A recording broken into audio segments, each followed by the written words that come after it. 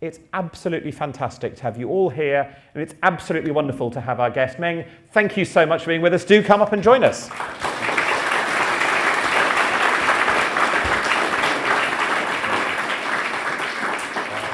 If nobody minds, I'd like to begin as usual by bowing to the audience.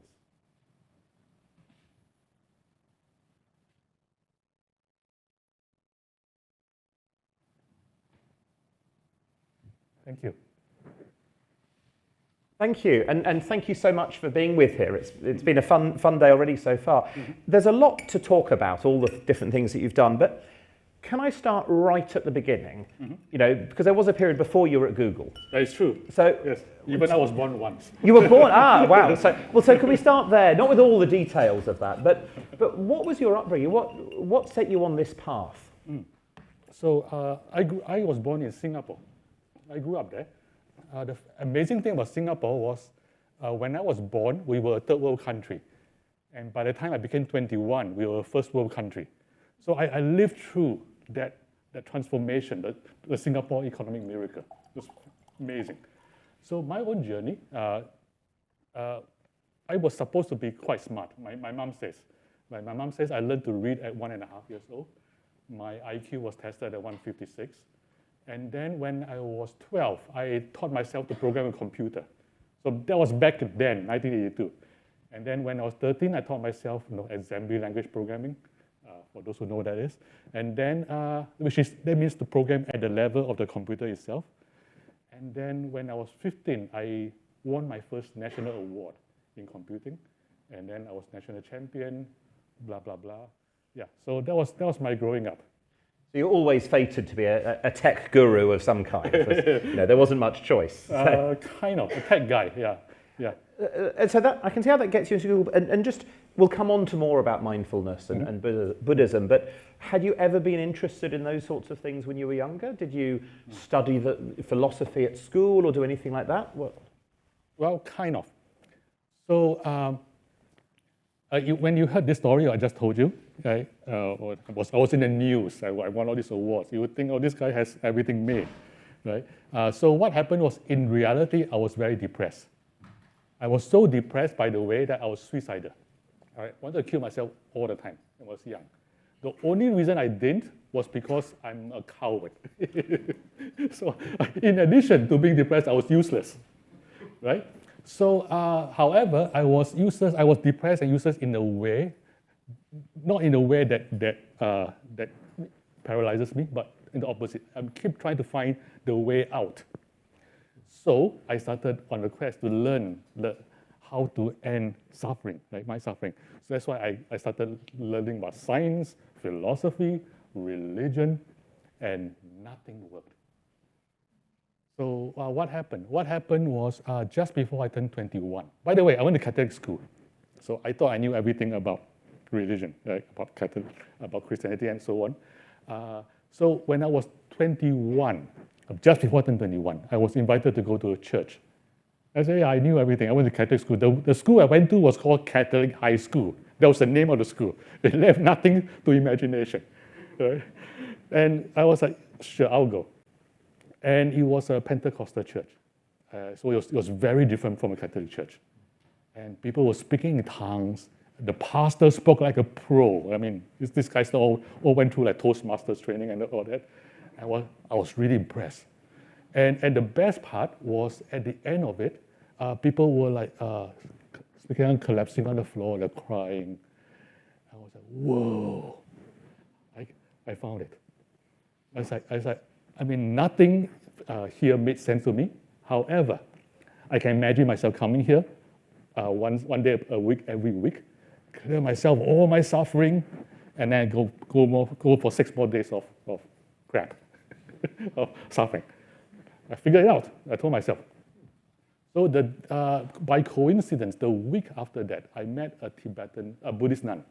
So she's American, a white lady, but she's in the Tibetan Buddhist tradition. So I asked her, I was quite rude. I said, look, last week I went to church. I saw for myself how they dealt with suffering. What do you have in your Buddhism that deals with suffering? Yeah, it wasn't very nice. And she said, all of Buddhism is about dealing with suffering. And I had like that moment, like, whoa. It's like I knew I was this close to the answer I was looking for. I didn't know what it was, I didn't know why, but I knew I was this close. So the week after that, again by coincidence, she came to my university.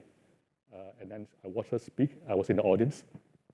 And then in the middle of a talk, there was one sentence. And that sentence was, she says, it's all about cultivating the mind. And suddenly, everything in my life made sense. Everything in my life suddenly made sense. And from that moment, I said, from now on, this moment here, I'm a Buddhist, and I'm going to learn meditation, no matter how hard it is. And it was very hard. Shall I tell you that story? Yeah. So I made the commitment. I'm going to learn meditation. This is it. And unfortunately, I was literally the worst meditator on earth. People say that, but it's true for me. How is it true? Because I could not breathe. I mean, imagine being so stupid that you don't know how to breathe. This guy. So, the meditation instruction, I mean, back then they were all taught by like strict Buddhist monks, right, in those days. And the instruction was concentrate on your breath. Okay. I can breathe. Right? So what happened? I was trying too hard. So what was the solution? Easy. The solution was to try harder. So I kept trying harder and harder, and nothing worked. So what do? I gave up. But I made a commitment, right? I'll do this no matter how hard it takes. So I gave up in the way where I didn't just like give up. I committed to sitting. So I just sit. That's my sitting. And then do nothing for 1 hour. And halfway through that, like about 5-10 minutes in, I caught myself breathing. Oh, that was the very first time I was able to breathe and bring my attention to my breath at the same time by catching myself breathing. So I just did that. And then about a few minutes later, I found my whole body and mind encapsulated and in joy, just joy in my whole body and whole mind. And that lasted for 30 minutes. And then I realized I have found a solution. This is it. This is a solution to my depression. So that experience went away, and then a few weeks later, it came back, and it went away, and it came back, and the time between then coming back became shorter and shorter, and it became a skill. And then after a while, I could do it on demand. On demand, within a few seconds of meditation, I can bring about that joy. And then my depression went away, suicidal thoughts went away. So I went from the kid who kept wanting to kill himself to the guy who calls himself the jolly good fellow. And that was a transformation. It's an amazing transformation, and joy is such a powerful phrase or word, idea. It's really amazing. But I do want to come back to how you sort of spent your life post-Google, or sort of the later bits of Google.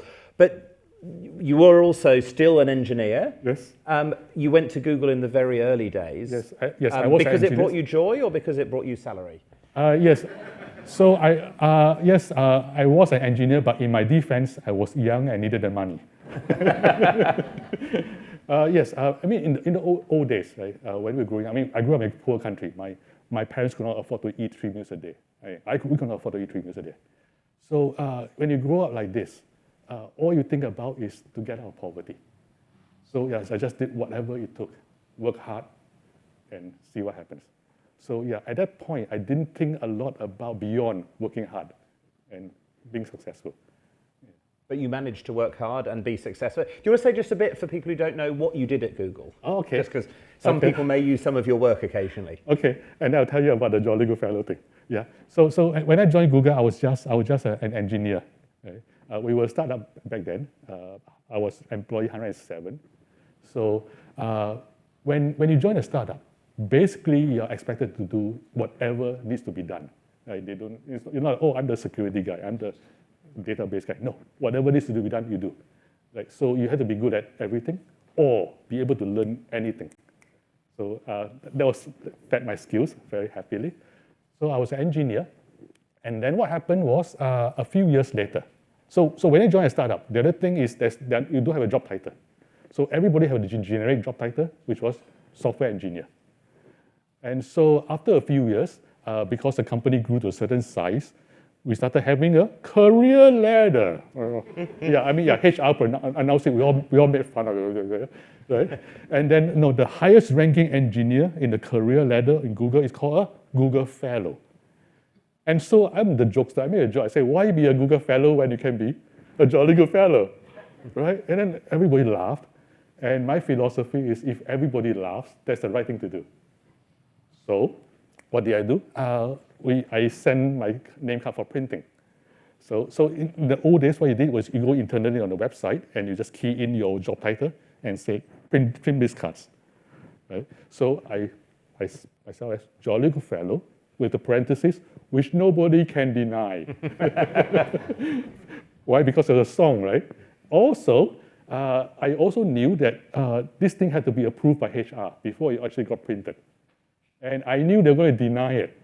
And I said, which nobody can deny. Right? So I have a funny story to tell. So that was my intention. Turns out HR had a sense of humor. They approved it. And then a few weeks later, I found it on my desk. And I started giving it out because it's so funny. And then it ended up on the front page of the New York Times. And that's how I got stuck with the job title. There are worse titles to have. That's true. And so, because you were doing a certain amount of software engineering, you did mobile search and various other things. And how do you then set up the sort of Search Inside Yourself program? Was that just easy? Was everyone at Google delighted to see you do something different, or was it? Okay. So that story. So what happened was I was in Google at the time.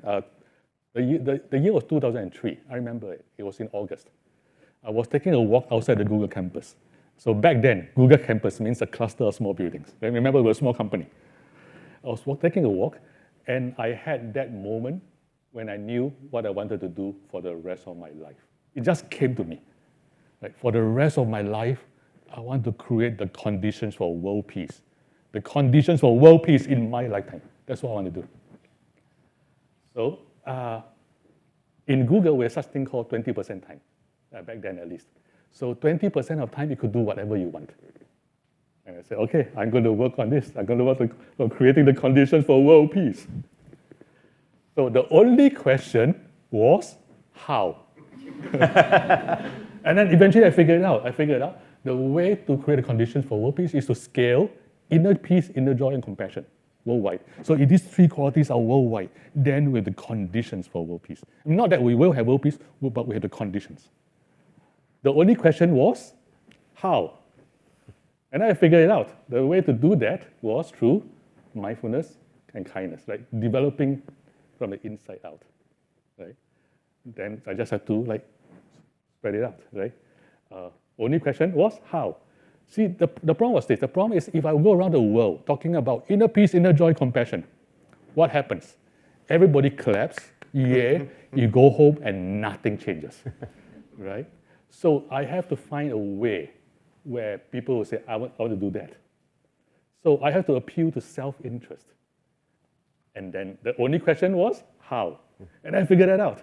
The way to do that was I was going to lead the creation of a curriculum for emotional intelligence. Because everybody knows EI. It's good for my career. It's good for teams. It's good for profits. But nobody back then knew how to train it. And we knew, because we're meditators, we knew how to train the mind. So all I have to do is to create this curriculum for emotional intelligence. And then I tell people, this is good for your career. This is good for profits. This is good for your promotion. And as a side effect, unavoidable side effect, you will have peace, joy, compassion. So, and people are signing up, right? Because they want to be successful, they don't mind being happy. So I gathered some of the world's top experts to come to Google, and we hammered out what we call search inside yourself. Again, the name was a joke, because with Google, search inside, like ha ha ha. And then we ran it at Google, and it became the most popular class in Google. So and then after that, I ran it for a while, and Google University back then was situated under HR. And after a few rounds, HR invited me to switch over. So I became the first engineer in the history of Google to switch over to HR. but I didn't have to change job title. I was still the jolly good fellow. But now I had a new job description. I gave myself a new 7-word job description. And the 7 words were enlighten minds, open hearts, create world peace. And that's what I did at Google, and they paid me a salary. I don't know why. And they appraise you every year to check that you were creating world peace. Yeah, that's right. Yeah. That's right. So how many people did that course in Google? Roughly. Roughly, a couple of thousands. I don't know how many thousands. But we did bring it outside of Google as well. You have a book. And I have a book. Oh, yes, that's right. Yes, I had to promote my book. That's why I'm here. So what happened was the course became increasingly popular. So we need to train more teachers. And so I started writing down what I say in class, like in detail. And after 3 days of doing that, I realized that I was writing a book. It's a book project. So I asked my boss, Karen, for 13 weeks, so that's 3 months of unpaid leave to work on this book. And Karen she's very kind. She asked me, do you realistically think you can write a whole book in 13 weeks? I said, I don't know, but I know one way to find out. So she gave me 13 weeks off. Turns out Karen was right. I could not write the book in 13 weeks. It took me 14 weeks. Whose fault was that? The Dalai Lama's fault. Because he was in town for a whole week, I spent the whole week with him, and I couldn't work. Yeah. He takes a lot of the blame for that. That's right. That's right. Always blame the Dalai Lama. Yeah. and so I had a book, and then it became an instant bestseller. And then it just blew up. And suddenly I was like, whoa, I had a book and I'm a best-selling author. I didn't see that coming. And so, but did you go back to Google, or you decided, no, you had your 14 weeks, you broke the deal, you're out? No, that is very funny. No, they kept me for some reason. I don't know why. I think it's because I'm so good looking. It's hard to say no to this face. Yeah, but I stayed at Google and continue running the course. But then you have, because you have now left Google. I have. I retired. I'm an old man, my brother. Not sure what the time was. But what took you out of it? Just. So the way I put it is that I asked myself this question: do I want to die in Google? And if the answer is no, then at some point I have to leave before I die, right? Yeah. The only question was when, right? And then I figured, there was a point in time where I changed enough and Google changed enough where I thought it was the right time to leave. Yeah.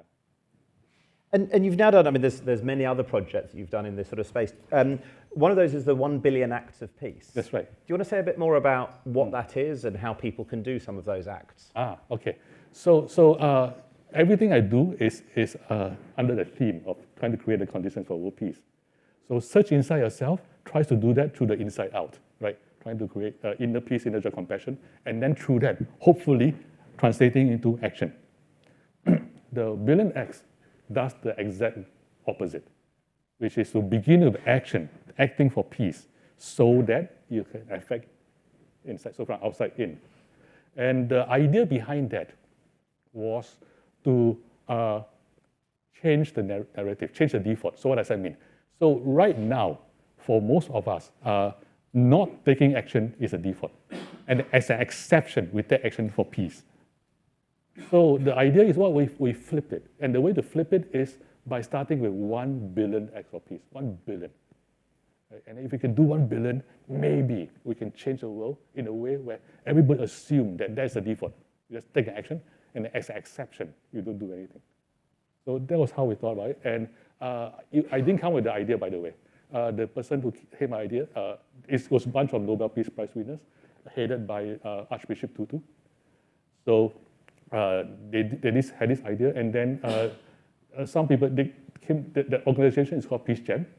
So I talked to the founders, and during the first conversation, I was like, they call it a global call to action, or something like that. Global call to action. That was Father Tutu's idea. And I said, and what are you trying to achieve? And they explained to me, 1 billion acts of peace. I said, change the name to 1 billion acts of peace. And they were like, no, you can't do that. It's Father Tutu's own idea. I said, no, change it. So they did that. And after they did that, they kept coming back to me to ask me for advice. And then after that, they came to me to invite me to speak at the UN on their behalf. And so one thing led to the other, right? And then eventually I became co-chair of Billion X. So that's how it started. It didn't start from me. I just did whatever was needed. And what is an act of peace? Can you give an example of one or a few things that would count? Yes, yes. And I take an example and tell you what the problem is. So example is there's a Tibetan community in India. I mean, they're all in India, mostly India. So there's this Tibetan community. They're like a couple of teenagers. They wanted to give back to their Indian host. And so they discovered that there is a village nearby with no access to water. I mean, in India, village is a lot of people. It's not like 20 people. It's no access at all. So the kids have to walk a couple of miles to carry water back. So he said, what if we bring water to them? So the bunch of Tibetan kids just started soliciting money from white guys. Like the Westerners were visiting Dharamsala, asking them for money, and they got the money, and they bought piping equipment and everything. And then they convinced the Indian government to allow them to give them a permit to do that. So now, because of what they did, 20,000 people have access to water. So that's one act of peace. Then the question is, there are 8 kids who did that. Is that 8 acts of peace or 1? So there is or a debate. 20,000. Or 20,000, yeah. So that's a raging debate. We haven't figured it out. So that's one example. It's very nice. Another example is a bunch of kids. Again, when I say kids, I mean teenagers. I apologize for the younger people. Young people. They realized that there are women in prison. And then these women, they have kids who are not in prison. And the problem is one of the many problems in that situation is that the women cannot read bedtime stories to the kids. So they just decided to start this project where they go to prison and read and have those mothers read bedtime stories and record them and bring them to the kids. It's beautiful. Yeah. So does that count as one act or 10 acts? I have no idea. But those are examples of acts of peace. I mean, this might be interesting for all of us to think a bit about what sort of things we could do and what would count. And if everything goes horribly wrong, we don't count right, we end up with 3 billion. That's right. I think we can live with that. We can live with that. So as of now, the last I checked, I think we have 100 million so far. So I'm 90% failure, 10% success. So that's the story of my life. I mean, but that's still, 100 million is still a huge amount. I mean, Yeah, it doesn't suck. Absolutely, and I think there's a huge amount there that we can think about. So, so some of your projects are doing these things externally, but you've also talked. You have books about joy and about to come back to the inner world. Correct. Do you have tips for people about how to reach that sense of joy? I mean, you've said what worked for you. What are your top tips for everybody here? Okay. Let's see. We have a couple of minutes, right? Okay. Will you indulge me with an exercise? So I'm going to do a 6-second exercise. 6 seconds. For 6 seconds, I'd like you to bring total but gentle attention to one in breath and one out breath. That's all. Okay, ready? Starting now. In breath. Out breath.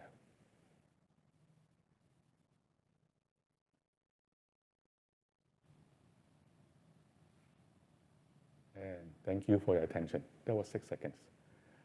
Do you feel better already? Right? It's like no matter how you felt before the 6 seconds, you feel calmer already after the 6 seconds. For example, hypothetically, you're in front of an audience, and then you get nervous because it's always nerve-wracking to be in front of an audience. And then you feel better already.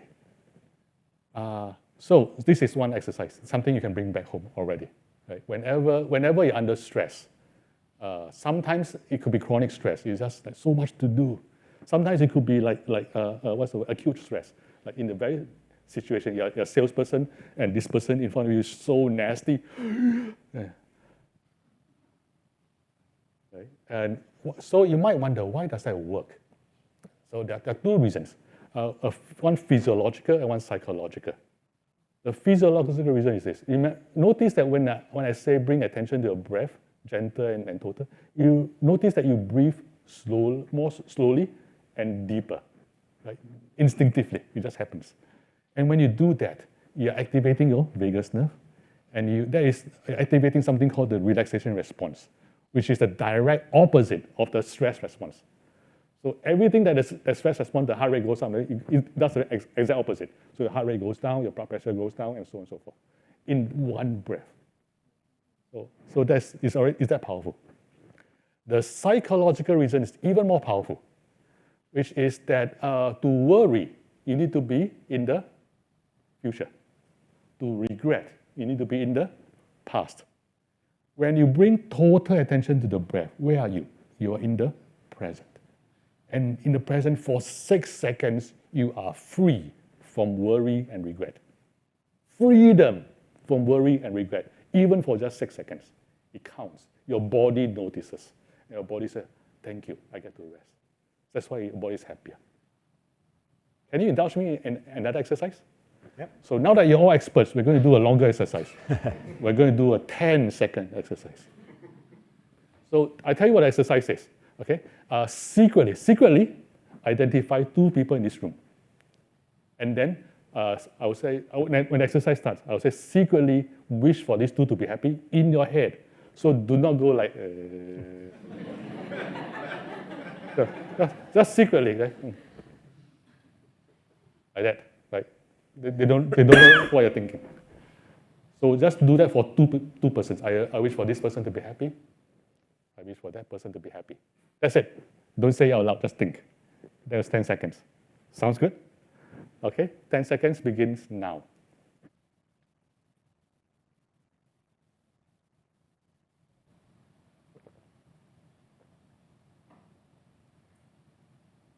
And thank you for your attention. You notice that if you're doing this exercise, you're smiling. Right? You notice that to be on the giving end of a kind thought is intrinsically rewarding. I mean, you didn't even do anything. You didn't even take any time. All you did was think.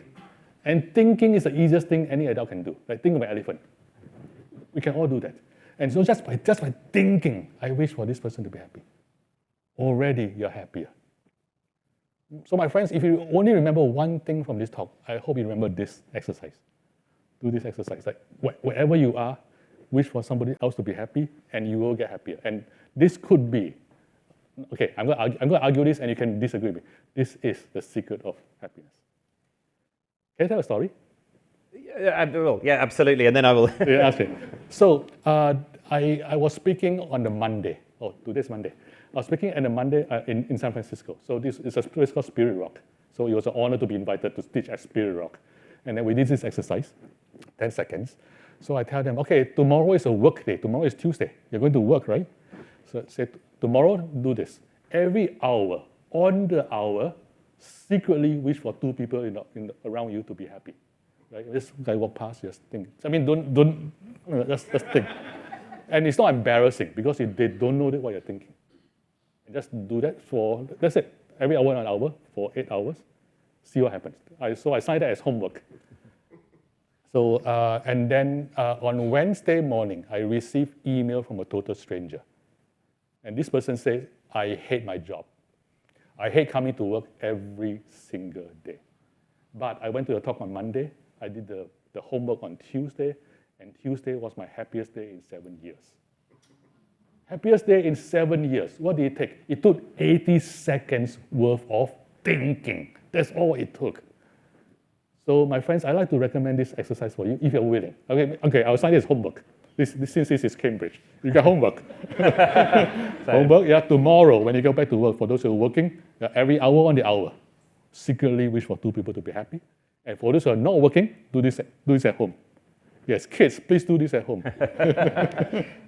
So pretty soon I'll take questions from here and online, but actually that leads nicely. We're discussing earlier, so my mother was a professor of psychology who did a lot of work on well-being and mindfulness, literally the science of well-being and creating the world we want to live in. And there's actually a huge amount of evidence for this. So my mother was always, she sadly isn't with us, or else I'm sure she'd be signing in, correcting every single fact I say. But she was very interested in not just what sounds good, but what actually works. And what's fascinating about some things you're saying is there is good, strong evidence. Correct. There's been a huge amount of research that gift giving provides more happiness than gift receiving. Yes. You know, the wishing good things for other people is a hugely positive thing. Yes. So it's quite exciting that it sounds good and works. That's right. So, you know, really hugely exciting.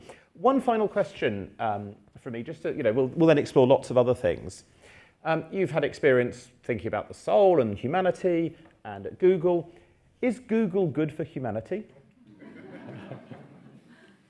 I tell you what I used to feel, and so when I joined Google, we all thought that we were changing the world for the better, and that was our main motivation. We're all going to change the world. I mean, some of you are maybe too young to remember. You may be slightly older than most. Yeah. So imagine that was like 20, 30 years ago. Our motivation is imagine giving everybody in the world, no matter how poor, access to all the knowledge in the world. I mean, back then it sounds like, wow. But I mean, at Google, we're on the cusp. We can do it. And then when we do it, it's going to benefit so many people. So that was what motivated us. And so, yeah, back then in Google, our motto was don't be evil. That was our prime directive, don't be evil. And not just don't be evil, we do good, right? And so I was so proud to be in Google that entire time. Even though my salary was fairly low, like that. But yeah, I was so proud that we're all changing. I mean, Tyler was like, we're all changing the world.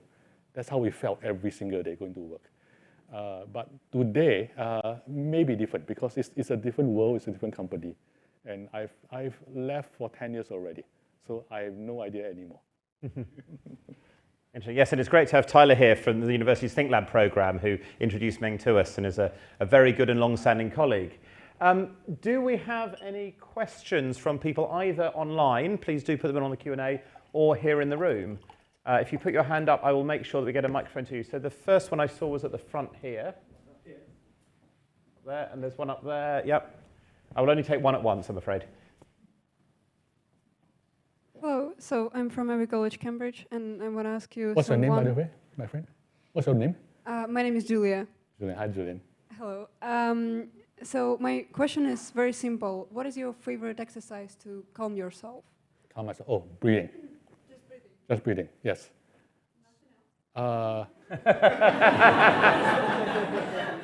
Okay. So that I'll give you the full spectrum. If you don't mind.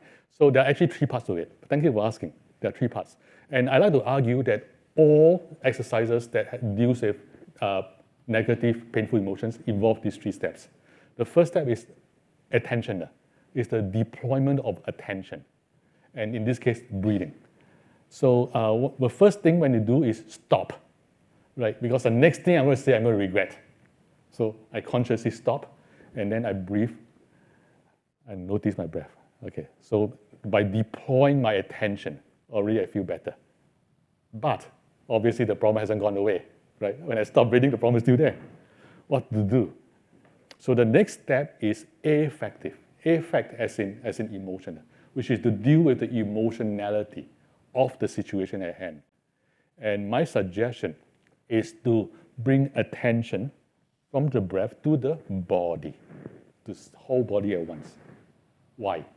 Because the body is correlated with every experience of emotion. Every experience of emotion has a correlate in the body. And there's a stronger version of that claim, which is every emotion comes from the body. And not everybody agrees with that claim, but the first claim I can make with full confidence. And so if you bring attention to the body, why does that help? There's a very beautiful Tibetan analogy, which is that the moment you can see a river, you are no longer completely drowning, right? Because when you're drowning, because the water level is here, you can't see it. But if you can see a river, you're like this close to not drowning, right? So therefore, the moment you can see the emotionality in the body, you are no longer completely under its control, right? And then, if you want to, then another thing you can do is see yourself as a mesh. So just imagine emotion just coming through like through a mesh, just coming in and coming out. Whatever emotionality arrives, I let it arrive. As it leaves, I let it leave. So that's the second step, affective. The third step is cognitive. It's because after you deal with the emotion, the problems are still there, right? So the cognitive aspect is reframing, usually with compassion, usually by looking at the bigger picture. So for example, Julian said something and I felt offended.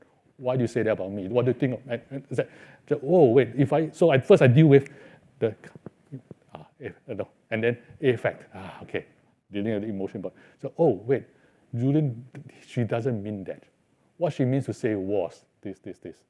And then once I reframe it, I was angry for no good reason, right? So that is the solution, the cognitive part, so reframing. However, you can't do reframing if you don't deal with the emotion first. And you can't deal with the emotion if you don't redeploy your attention to calm your mind first. So these three have to come together. There's a question right at the top, and then we'll come here, and I've got some online, and Hello, can I ask for your name, my friend? My name's Helen. Hello, Helen. Do you have a suggestion for coping with grief? Grief. It's hard. I have a suggestion, but it's not necessarily a good one. First the 3 steps we talked about, right? Starting with calming the mind. I'll tell a story, but calming the mind, and then dealing with emotion, and then seeing things as they really are, and also as part of that process, allowing oneself to suffer, because in grief, suffering is inevitable. If we reject the suffering, I don't want to suffer, I don't want to have this experience, the suffering doubles, right? So if we just see this happens, this is life, then we experience it using the techniques I talked about. Then, another way to say it is the only way out is through. Right, just go through it. I can tell a story, and it could be a long story. Okay. we have other questions to fit in, so. Okay.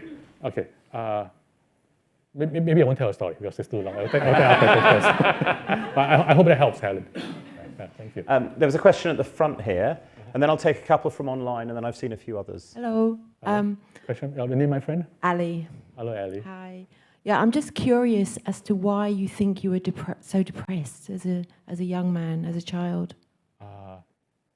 The real answer is I don't know, even as an adult. But I can tell you how I experienced it at the time.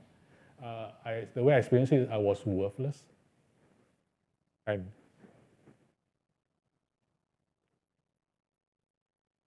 unworthy of love. That's how I experienced it. Yeah. And being a coward made it worse. But, and also, it was always dark. I always felt dark. There's a darkness inside me all the time. And what it took to get out of darkness was the meditation practice that allowed me to access the joy that's inside. Oh, by the way, I want to say something about that, about the joy that's inside. So earlier I talked about this when I had this meditation, and then I just felt joy in the body, and it became demand. So even after I could do that, it made no sense. Like, why? And I asked a master, and I got the answer I think the right answer. The master says, the reason the calm and clear mind is always joyful is because joy is the default state of mind. So therefore, when your mind is calm and clear, all it does is return its natural state, and natural state is joy. And the implication of that is that we don't have to pursue happiness. It's already there. All we have to do is to gently move away the barriers between ourselves and our innate happiness. So for example, this feeling that I'm useless, I'm worthless, gently push it aside, and the joy is there. My mother always used to say that you shouldn't talk about the pursuit of happiness, but the happiness of pursuit.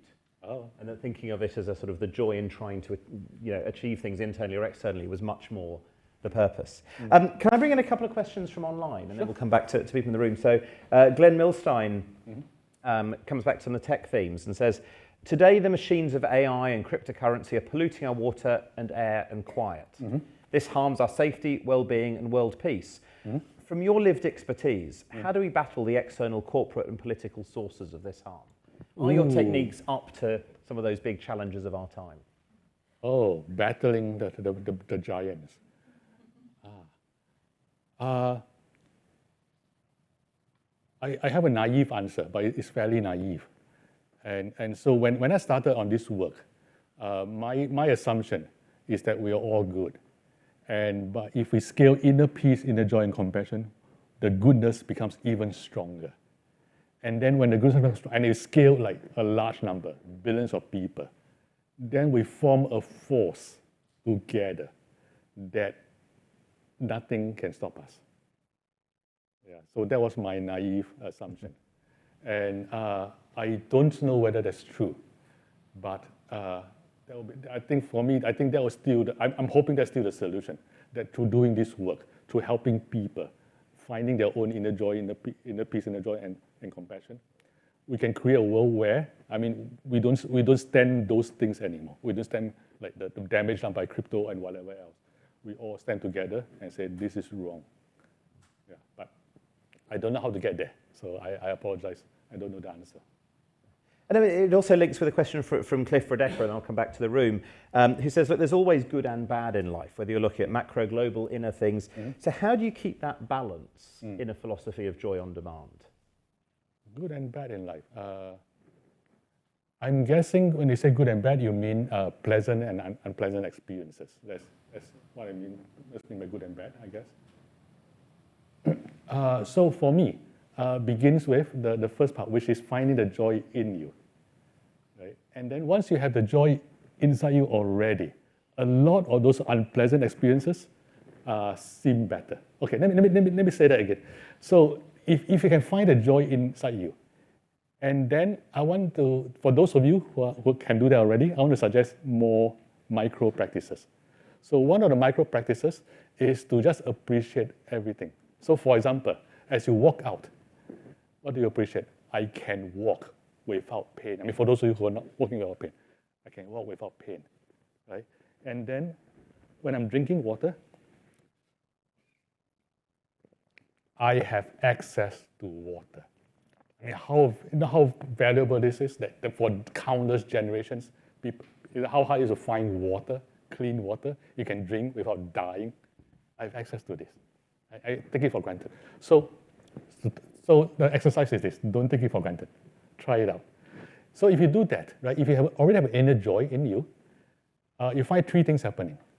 The first thing is that all the pleasant experiences double, become even more pleasant, right? Because you're there. Why? Because you're there to enjoy it, right? I'm here with my new friend Julian, right? I mean, because I'm here present with you, it makes this interaction even more pleasant, right? So that's one. Neutral experiences become pleasant. What does that mean? I mean, what is neutral? This is so neutral. I'm just drinking water. But suddenly it became pleasant. Why? Because I'm appreciating it. I had thirst before, and now my thirst went away. Wow, that's so nice. I'm so happy. And I have access to water. I'm so happy, right? So that's two. And the third thing that happened, I think even more powerful, is that painful experiences become manageable. Manageable. Why? Because you have that joy. And the way I think about it is like, it's like scaffolding. It's like putting a cast around a leg, right? So I find that the joy doesn't displace the pain. The pain is still there. But when I'm joyful in the middle of pain, it's like I'm protected. And because I'm protected, I have time to heal. So that's my suggestion. I'll come back to the room. There's a question up there and a question over there. Okay. And I see one right at the back as well. Right. Your name, my friend? Yes, thank you for a nice talk. My name's Lavender. Hi, Lavender. And I wanted to know if you have any tips for like a student that's like still young, or like any tips that you would like to tell like your younger self, and also the academic life and mindfulness. My younger self. Okay. So one time I was asked a very specific question. If you can go back in time and tell your younger self 3 words, what would be the 3 words? And my 3 words are: don't sell Google. But that doesn't apply to you. So more generically, how should I put it? So when one of my teachers, she said she learned meditation when she was undergraduate. So I mean, somebody even older than me. So back then it was even harder to learn. But she learned it, and she said after she learned it, she was in UCLA. After she learned it, she never got a grade below an A. Yeah, and why so? And there are studies that replicate some version of that. So one study, for example, was they took a random population, randomly assigned it so that half of them did 10 minutes or 20 minutes of mindfulness a day for 5 days. So their entire lifetime practice was 100 minutes. And then compared to a control group that didn't do it, and then they took the SATs. And there was a measurable difference. 100 minutes, not even like hours, not even like 10,000 hours. So, and I want to argue, the reason it works because the breath is so boring, right? So if you keep bringing attention back to the breath, you develop the muscles of the brain here, the part of brain associated with attention, that allows you to keep your attention in one place, right? Rather than just scattering, now you have the power to do this because you've been training. It's not magic, it's just training. And because you can do this, material that is difficult, boring, whatever, you can read through. And because of that, your grades are better. So my suggestion to young people is to try doing the mindfulness practices. I mean, you can read my book, but you don't have to. You can learn from other places. Yeah, but my book is better. Yeah, and then do the exercises. Doesn't have to be a lot, like 20 minutes a day. Even if that's too long, 10 minutes. Even if that's too long, do 5. Right? If that's too long, do 2 minutes a day. Right? 2 minutes a day over 100 days. I mean, over like 50 days is 100 minutes. Right? And then, yes, I hope that will help in your grades. Fantastic. There's a question right at the front there. Mm-hmm. And name, my friend? Hi, it's Anne. Hello, Anne. Yeah, thank you very much indeed for your authentic story.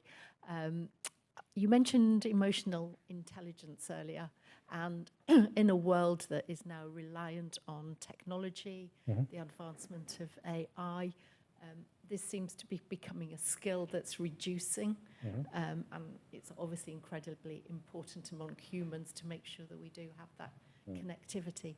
Is this something that can be taught? And if so, how do we teach it? Yes, definitely could be taught. The whole assumption behind searching inside yourself is that emotional intelligence is trainable, not teachable, trainable. It's a training. Right? I mean, you can't teach physical fitness, but you can train it. And so, how to do that? Right? There are like 3 big steps. The first big step is ability to master attention, which allows 2 things. First thing it allows us, which we did earlier, calm the mind. And the more you do it, the better your ability is to calm the mind. The second thing it does, which we didn't have time to practice, is it increases the resolution of your perception, the clarity of perception. So what does that mean? It means, for example, remember we talked about noticing your body? The ability to notice very subtle changes in the body in real time, and therefore allowing you even closer understanding of the process of emotion. So that's step 1, training of attention. And then given that foundation, the next big step is self-awareness and self-mastery. Right? So using that to look at the body and see how it correlates with emotion, see how it correlates with situations, and then learning to calm the mind when things go wrong. So that's, and then motivate yourself. And the next big step is interpersonal intelligence, which means empathy and, in my mind, compassion. Yeah. And all these things are trainable, and it's in the book. Can I take a question just down there? From a young person. Yeah. Oh. And then I might move behind that. Can I ask your name, my friend? So you mentioned about taking away depression, and I wondered what is more efficient, like doing mindfulness yoga or breathing? Doing mindfulness, sorry? Mindfulness yoga. Yoga. Or breathing. Or breathing. Ah. It depends on the person. So some people find one better than the other. I want to answer a slightly different question, and I come back to this one. Somebody asked the Dalai Lama, what is the best meditation in the world? And the Dalai Lama actually gave an answer, which was impressive. And Dalai Lama said the best meditation in the world is the one you're doing. So there's some people who respond better to just the breath. There's some people who need to move the body. So as they're breathing and they're doing yoga, they respond better to that. So my suggestion to you is try both and see what works. And sometimes, by the way, when one thing works, sometimes it stops working for a while. You can switch to the other thing and then come back to it later. So don't be shy to experiment. Another important principle is in doing this practice, there is no such thing as failure. It's just experience, that's all. So yeah, try everything out, and whatever works best for you, that's the one.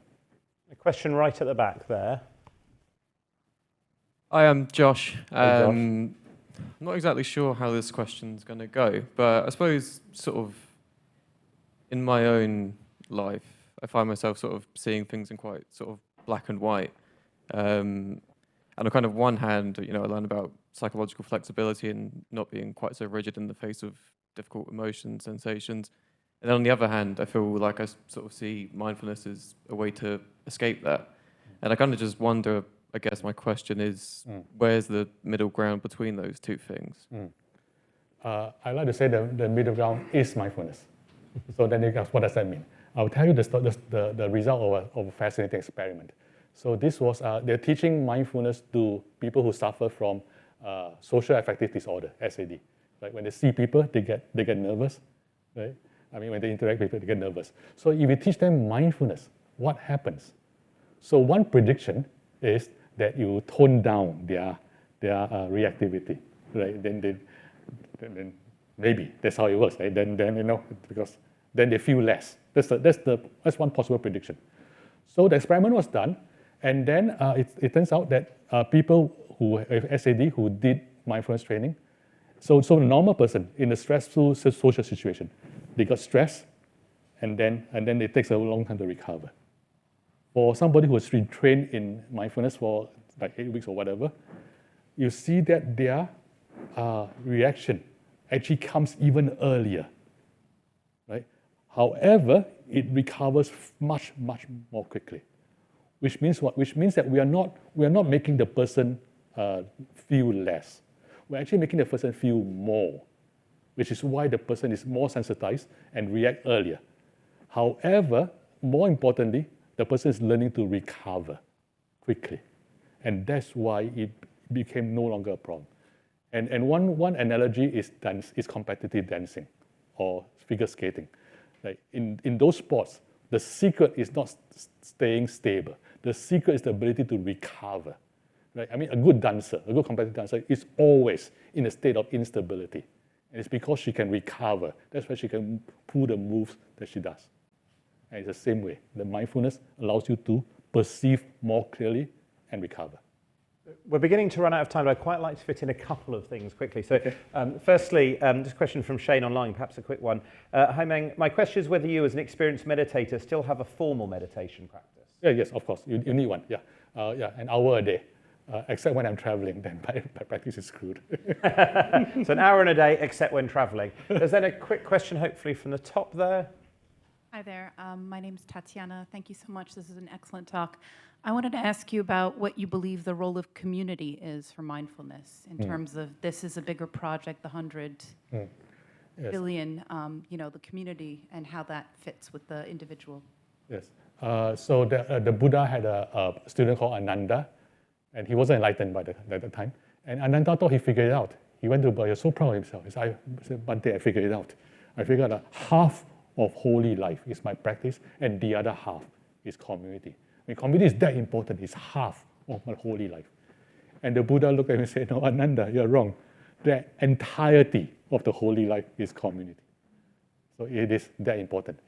Community is what allows us to practice. I'm going to take very quick questions. There's one sort of right at the far side there. There was one here, and then we'll have to see whether that may be it. Okay, I'll try to speak quickly. Hi, I'm Ian. Really great talk. If the program you talked about had been at Google from the very, very beginning of Google, how do you think Google will be different now? Or would it be different now?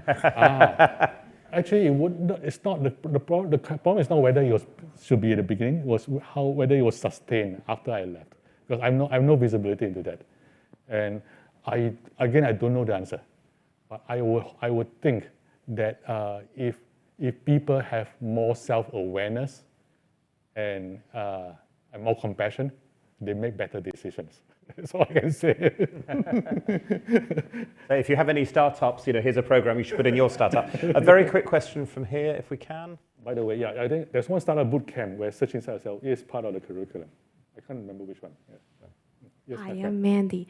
Just a quick question. So I'm about to graduate from Cambridge, and there are just a lot of things in life. So what do you chase for in your life, like either from the Buddhist point of view or like your experience? Yeah. For me? Yeah. Okay, I'll suggest something for you first, and then I'll tell you what for me. For young people, actually, I suggest that if you're in your 20s, work hard. Try to do the worldly stuff, because otherwise, when you reach the 30s, your energy starts to fade. Right?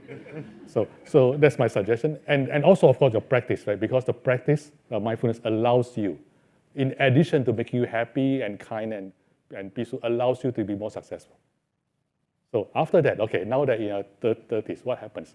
So for me, I made a decision that for me it's very easy. What I do in my life, I see myself as a servant of Buddha and Dharma, and I dedicate the rest of my life to serving Buddha and Dharma. That's all. Everything else is either a detail or a distraction. I know there's a few questions online and on here, but I can't resist doing this one from John Grieve, who firstly wants to talk about world peace, and he firstly talks about Rotary, where part of their phrase is peace the world over, and whether you've done things there. Yeah. But then asked a fascinating question, you may or may not want to answer. The late General Sir Mike Jackson, who was head of the British Army, Chief of the General Staff, John says he was an alpha male. He also went to school here in Cambridge, so there's a strong local connection. Anyway, he apparently said, "There will not be peace in the world until we can neutralise testosterone." And I'm now reading, how might your work facilitate this?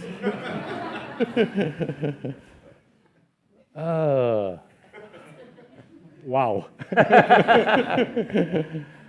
I'm not sure if that's true. Okay. Yeah. I think, I'm also, in addition to being Buddhist, I'm also Chinese, right? And in Chinese culture, we believe in balance, yin and yang, right? When one is too much over, and when one is too strong, and eclipses the other, that's when the problem is, right? So testosterone is not the problem. The problem is there's only testosterone. Where the yin, the feminine side, is not well represented. That's the problem. And vice versa. If you have no testosterone, you only have yin, you have your own issues. So I will advocate for a balance. And the balance point, my suggestion, is compassion. Whatever is the most compassionate thing to do, that's the right thing to do.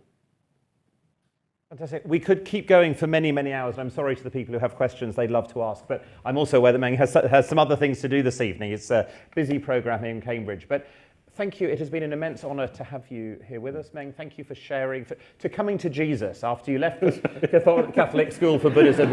You finally come back to Jesus. That's right. But actually, I think your message is about well-being, are things which I think many of us should percolate on. There are people here who I know are students looking forward to their lives, who are looking back on things, who train others, who have startups, have businesses, who are in HR, doing all sorts of different things, who I hope will reflect on what you said. And, a spare 6 seconds to breathe sounds like something we can all do. So if you are interested in more, the books are available for all good bookshops near you, and some tech companies, I'm sure, as well. There are also courses. So I know the Cambridge Buddhist Centre runs mindfulness-based courses. And there are a number of others here in Cambridge or wherever you are online. But Meng, thank you so much for being with us and for sharing your thoughts and time here. Thank you for having me, and thank you all of you for having me.